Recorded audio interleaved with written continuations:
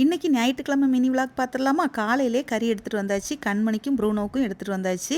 கூடவே நமக்கு வந்து நாட்டுக்கோழி எடுத்துகிட்டு வந்திருந்தாங்க. என்ன பண்ணலாம் அப்படின்னு நினைக்கும்போது இன்றைக்கி கிரேவி பண்ணி அப்படியே ஒரு உளுந்த சோறு போட்டுடலாம் அப்படின்னு சொல்லிட்டு காலையிலே வேலைகளை ஆரம்பிச்சிட்டேன். கறி வந்ததுமே கண்மணிக்கும் ப்ரூனோவுக்கும் சமையலை ஸ்டார்ட் பண்ணிட்டேன். ஏன்னா சாப்பாடு வந்து ரொம்ப ஆற வச்சு தான் அவங்களுக்கு கொடுக்கணும். அதனால தான் இந்த பக்கம் பார்த்திங்கன்னா கிரேவியும் ரெடி ஆகிட்டே இருந்தது. அது 2 வாரமாக ஒரு நார்த்தங்காய் ஃப்ரிட்ஜில் இருந்துக்கிட்டே இருந்தது. ஒவ்வொரு நாளும் வைக்கணும் நடக்கவே இல்லை. ரொம்ப சோம்பேறியாக போயிடுச்சு. இன்றைக்கி எப்படியாவது வச்சிடலாம் அப்படின்னு சொல்லிட்டு நார்த்தங்காய் பழுத்துட்டு இருந்தாலும் ஒரு தீயல் வச்சு அதையும் ரெடி பண்ணி முடிச்சுட்டேன். உளுந்த சோறு பண்ணி நாட்டுக்கோழி கிரேவியும் வச்சுருக்கேன். நார்த்தங்காய் தீயல் சூப்பராக ரெடி பண்ணிட்டேங்க. இது ஒரு வாரத்துக்கு வச்சு சாப்பிட்டுக்கலாம், கூடவே வச்சுக்கலாம். ஆனால் எங்கள் வீட்டில் ஒரு வாரத்தில் என்ன செஞ்சிடும், காலி ஆயிரும்.